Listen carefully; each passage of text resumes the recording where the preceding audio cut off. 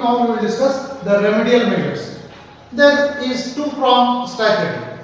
There is two-pronged strategy, and number one is the expansion of sectors which promote or promise higher level of labor absorption.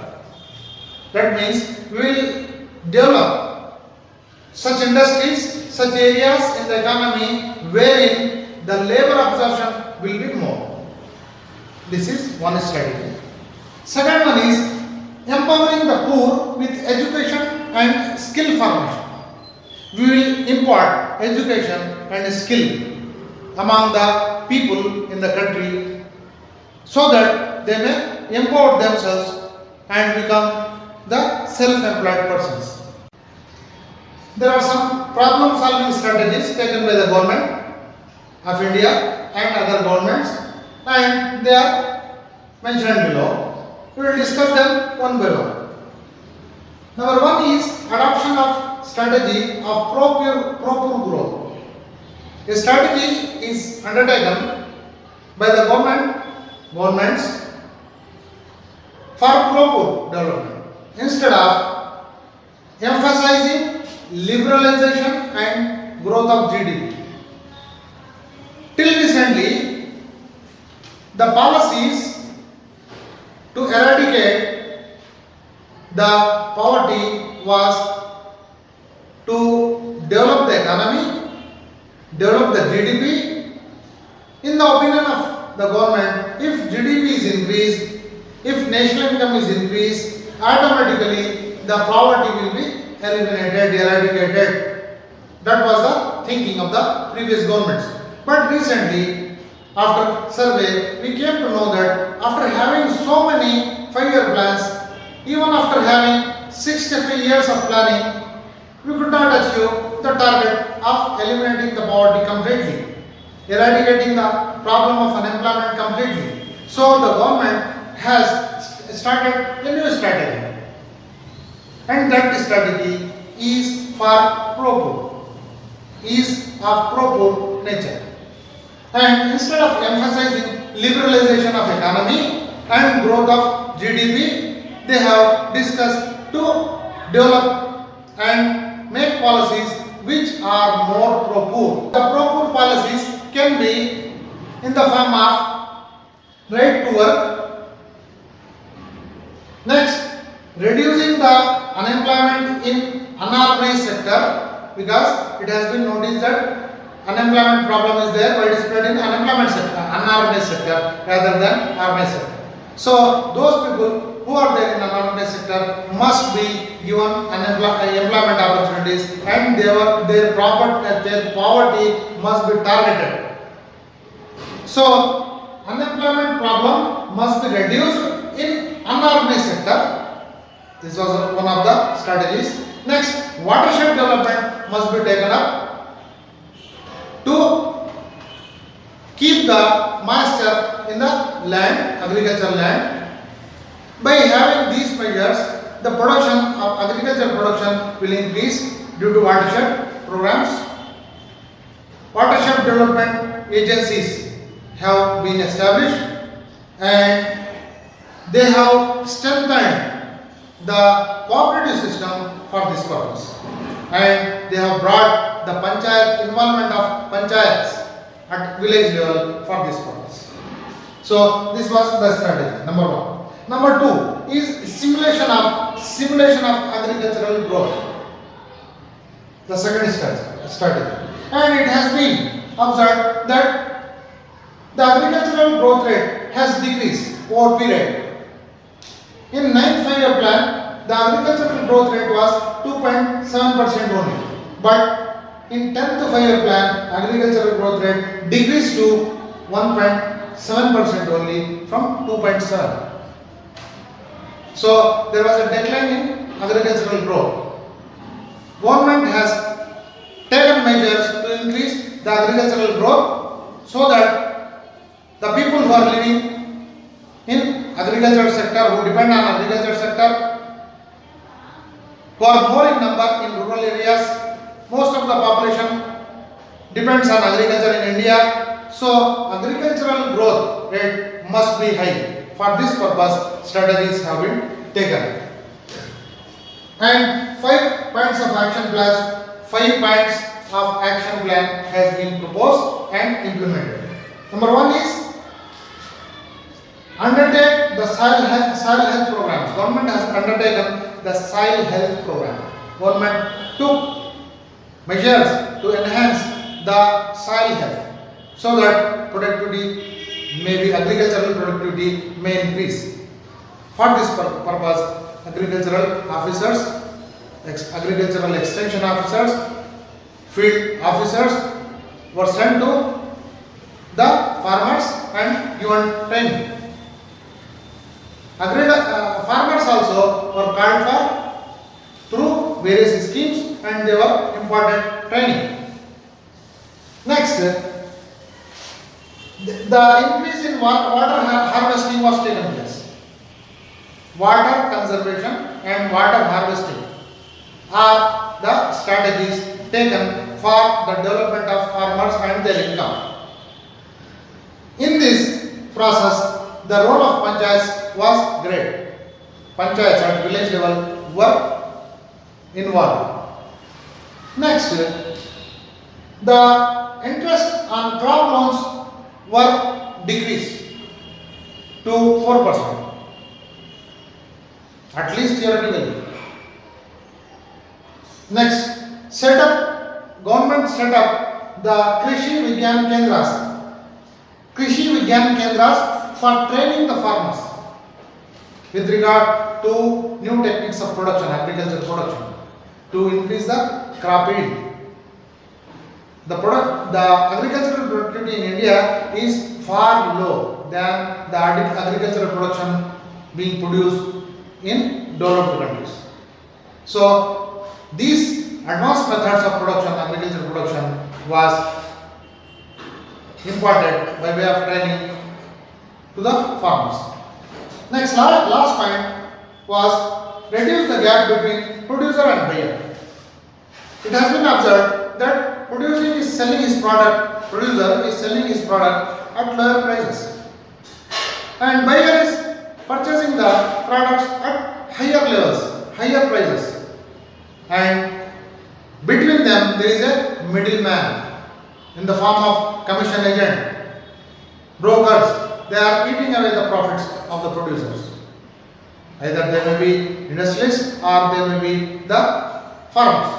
So government thought that these intermediaries, brokers, commission agents must be eliminated. In the process in Andhra Pradesh, Raitu Bazaars were opened. There are several measures taken by several governments in several states, but the motto behind this was this: to reduce the gap between the producers and the buyers. Next point,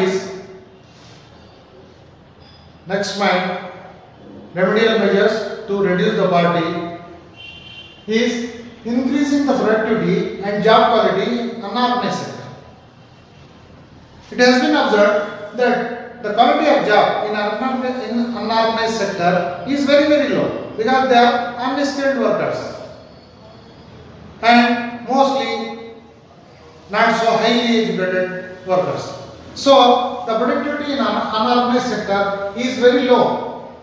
So the target was to increase the productivity in unorganized sector and the job quality must also be high. This was the target. In this direction, the NDA government had assured 1 crore of jobs. NDA government had assured 1 crore of jobs, and a special group under the SP Gupta chairmanship was appointed to. The next point is improving the share of wages in the process of growth to reduce poverty. That means what? While growth is taking place in the national income, in the GDP, wages also must increase so that poverty may be reduced. So in this direction, measures have been taken and data is shown. See, share in the business production. See, profit, this is profit, share of profit and share of wages. And data has been shown. What was the share of wages and what was the share of profits during various periods from 1989 to 2010. In 1989-90, the share of profit was 19.1 only. The share of profit was 19.1 only, whereas the share of wages was 70.8 only. 8. Yes, the share of wages was high. The share of profit was less. Yes, it was a beneficial thing for the poor. Next, after 5 years, the share of profit was increased to 40.6. It increased from 19.1 to 40.6.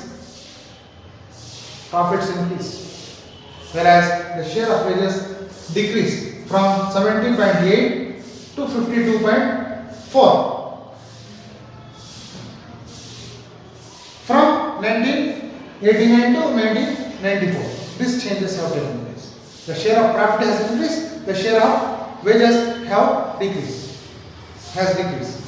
Next, in 2000 and 2001, the share of profit, of course, decreased from 40.6 to 44.9, and the share of wages increased from 52.4 to 54.6.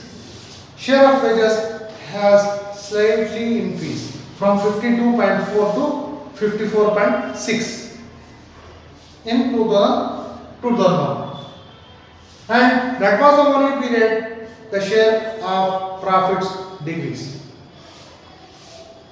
because there was some financial changes, reforms taking place in India after 1992. And again in 2004 and 5, the share of profits increased, actually doubled. The share of profits increased to double from 24.9 to 55.6. 24.9 to 55.6. The increase in profit was. And whereas the share of wages decreased from 54.6 to 37.7 within 5 years, from 2000 to 2004. And the last data given in your book was for the period 2009 and 10. In 2009 and 10, the share of profit further increased from 55.6 to 56.2, and the share of wages further decreased from 37.7 to 36.5. If you compare from this period to that period, in 1989-90, the share of profits was only 19.1%. Say 19%. The share of profit was only 19% in 1989-90. And it increased to 56.2 in 2009 and 10. Within, you can say, within 20 years, the increase in profits was 36%. You can understand what is the share of profits now, and how the rich is becoming richer, and how the income inequalities are becoming high, wider. Whereas the share of wages in 1989-90 was 70.8.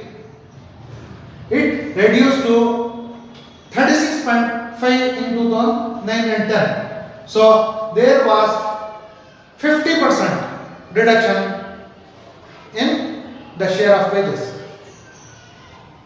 It was half, you can say 100%. From 70% to 36%.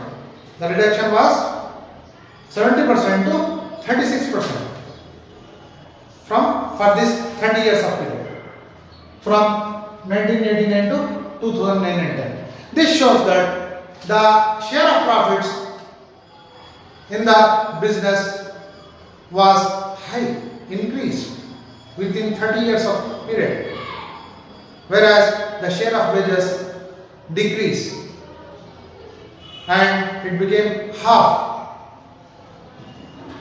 This means that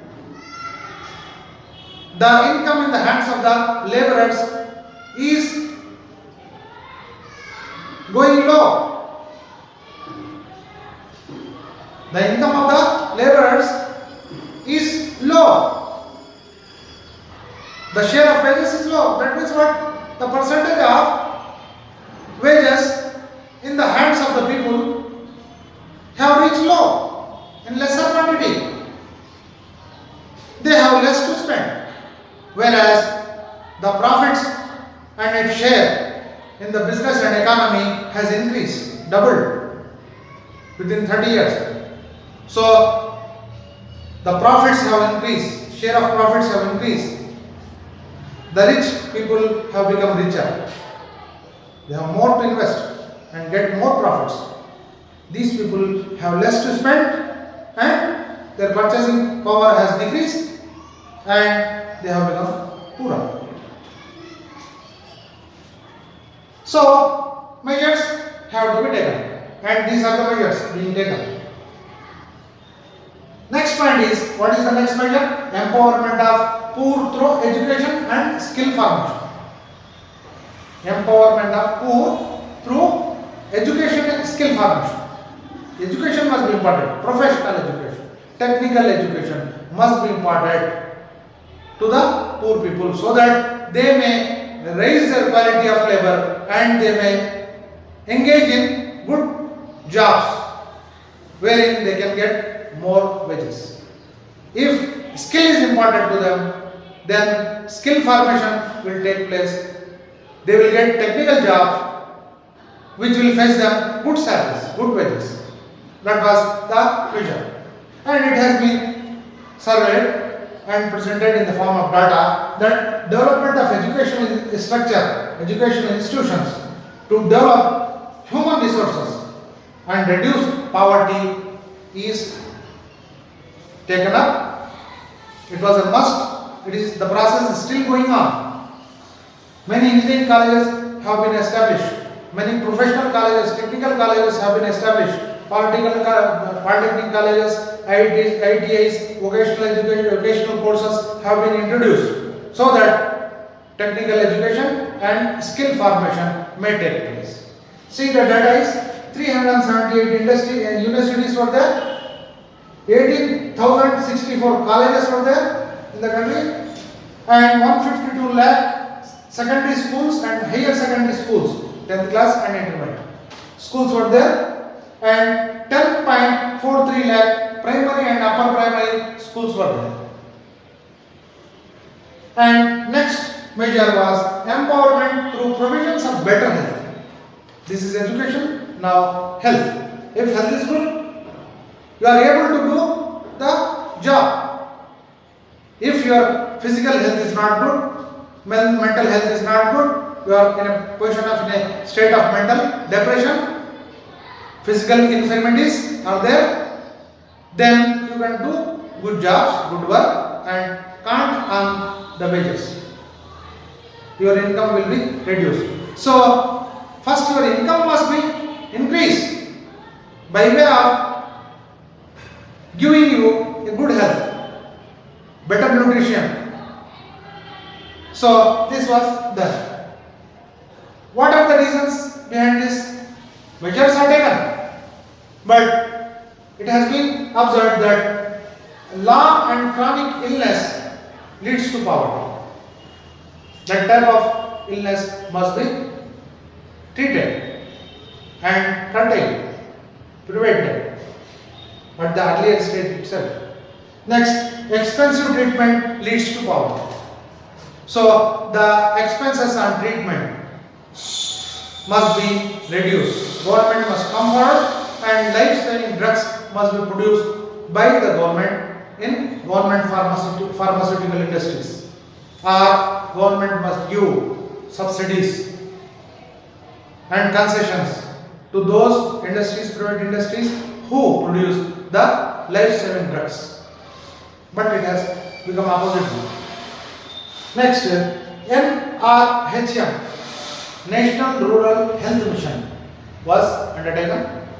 In the same manner, National Urban Health Mission was also undertaken, launched, and health insurance must be extended to workers of unorganized sectors. This was another recommendation, and government began to take up these measures seriously at that time, but not. Dear students, now we are going to discuss the microfinance for eradication of poverty. In the previous class, we studied the remedial measures to eradicate poverty, and microfinance is one of the remedial measures. And with regard to microfinance, Muhammad Yunus of Bangladesh has introduced the new system of microfinancing through Gramina Bank of Bangladesh in 1976. He got a great success, and the recovery rate after giving small loans was very high. So it was a successful loan. And microfinance exists in India as NGOs, non-governmental organizations. And here also it got a very good success. Cooperative banks, commercial banks, regional rural banks, non-banking financial companies, cooperative societies provide refinancing facilities to the microfinance. So, what is microfinance? To have an idea about the work of it, we can say that microfinance is the provision of financial services to low-income clients or solidarity lending groups or consumers and self-employed persons who lack the access to banking related services. So, microfinance is the facility provided to the persons of low income groups individually as well as to the group. Banks and non-banking financial institutions will provide the refinance facility to the microfinance. This exists in India and has got a good success. And microfinance provides services like credit, saving, insurance, training, and even counseling to start new businesses, small businesses.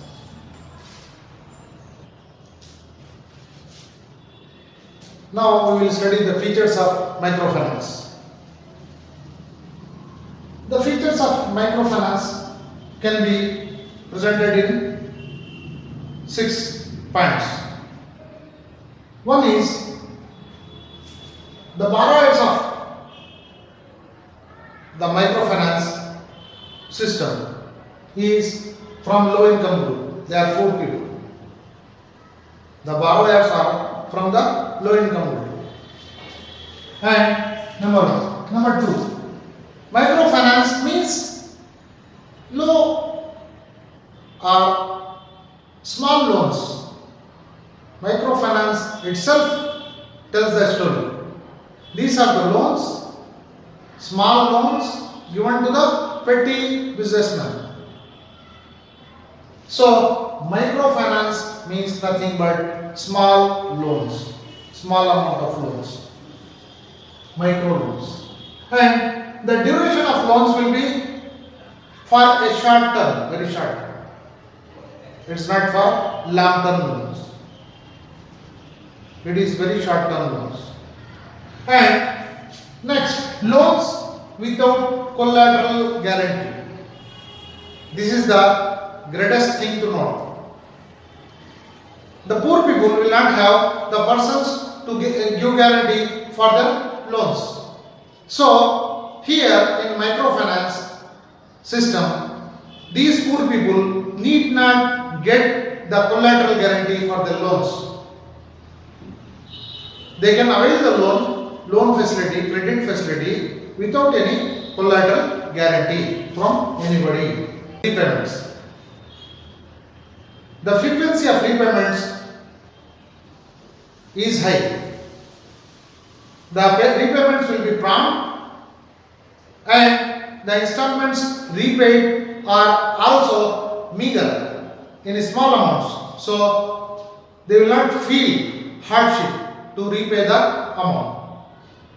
As the borrowers are petty businessmen, petty workers, so they want to repay the loan in small amounts and avail the facility of getting loans in more quantity. So they will repay the amounts, loan amount, and loans for income generation purposes.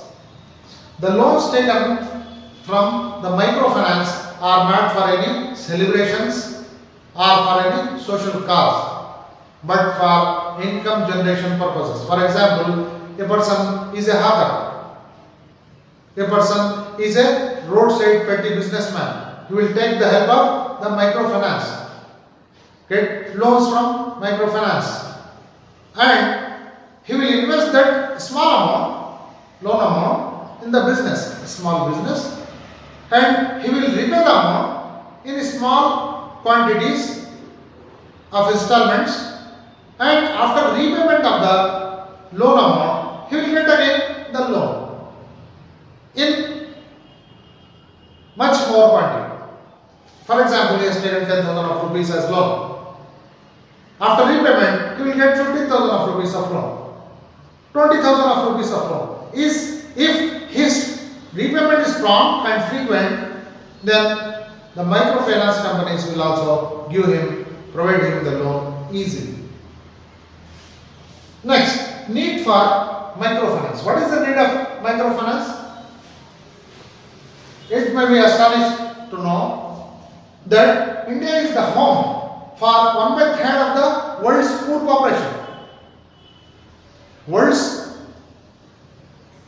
1/3% of, that means 33% approximately. 33% of the world population who are poor lives in India. It is estimated like that. And microfinance is a major credit facilitator to the small petty businessmen who can't get bank loans and loans from the finance companies, because banks and other financial institutions will have some regulations which need collateral guarantees and some other documents which these petty businessmen can't fulfill. So, microfinance is the major credit facilitator to the petty businessmen, and microfinance helps in eradicating poverty. Poverty is easily eradicated by way of microfinance, because microfinance is the finance given to the poor people who have petty businesses. If poor people are given some help, financial help, then they will uplift their financial status. Their income levels will increase. Their standard of living will increase. So, microfinance is the best financial support that is being given to the petty poor businessman. So it is helping a lot in eradicating the poverty. Next, microfinance increases the income, thereby increases the standard of living of the poor people. As I told you, when money is given in the hands of the poor people in the form of loans, they will invest that amount in small businesses and get small profits.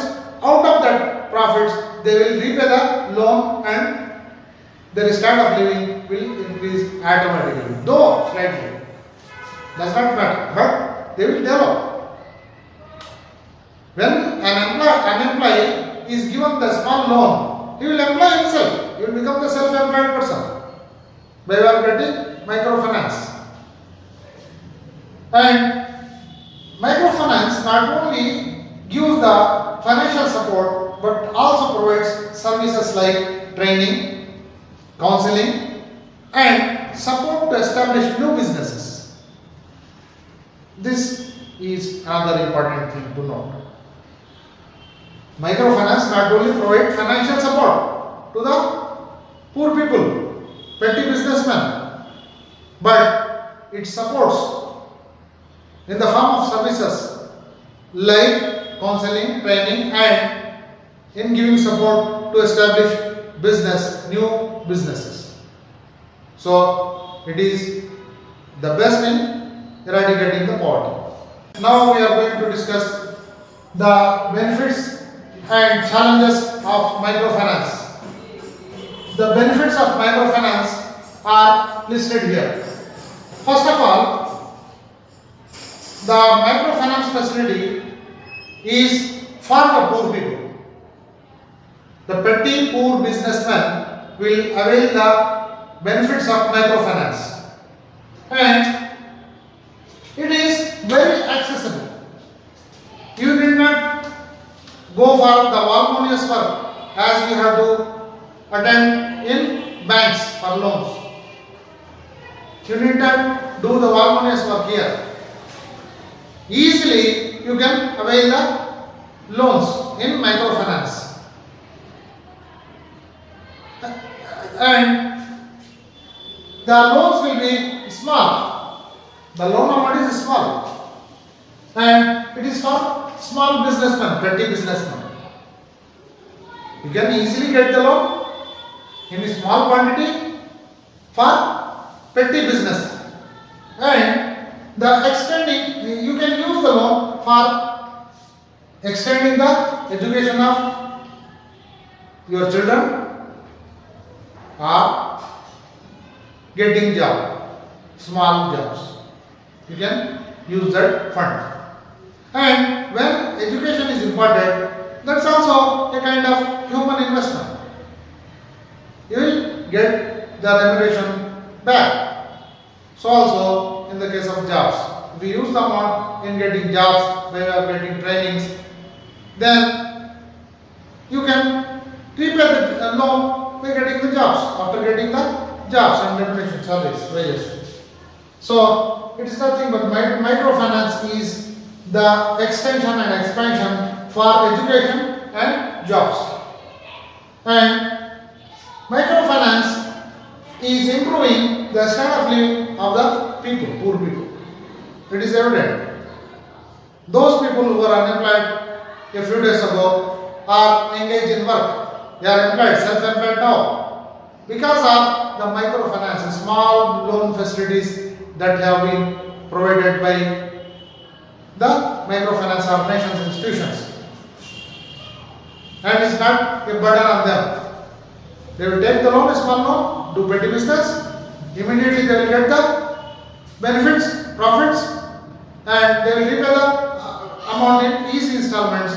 By way of that, they will be repaying the installments, loan, and they will be living a happy and better life.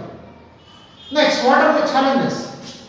The challenges are, this depends on the social capital or trust, you can say. The entire system depends on the trust. There will be no documentation this entire, voluminous documentation. There will be no collateral guarantee. Only the trust is there that this person who is taking the loan will repay the loan. This is the trust that has between the loan borrower and the institution which is providing the.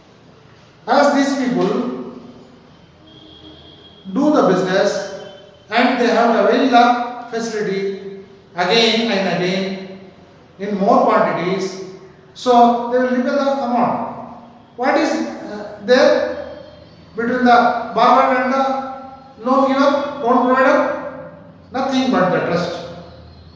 that this businessman, petty businessman will repay the, and it is criticized that the borrowers are, the petty borrowers, the poor people are going in debt traps due to this microfinance. But there is a little reality in it. When they are taking loans, they are doing the business. Income generation purposes are also there before them. They are investing the loans for these purposes to generate income. So, this criticism that the poor petty businessmen or the borrowers are thrown in debt trap is partly wrong. And it is also stated that microfinance is leading to suicides. Of course, there may be some cases due to harassment and non-payment of repayment of loan, or due to stress, or for using the loans for other purposes than the income generation purposes, like investing them in business. They might have got stress, and some people might have got suicides. But this is not the case for all. Majority of the persons get loans, do business, earn profits, and repay the loans. So this criticism is half-baked. And last one is microfinance is used for durable consumer goods. As I told you earlier, if these microfinance loans are taken and spent on purchasing consumer goods, or spending on some social celebrations, doing marriages like that, then those persons who take the loan or borrowers will suffer a lot in future, because there will be no income generation. They have to pay the loans in installments. They will not be in a position to pay the installments. They will be under stress and depression, and this may lead to suicides, or you can say they are thrown in debt traps like that. If the loans are taken and invested in business, income generation business, then microfinance is the best to survive and eradicate the poverty.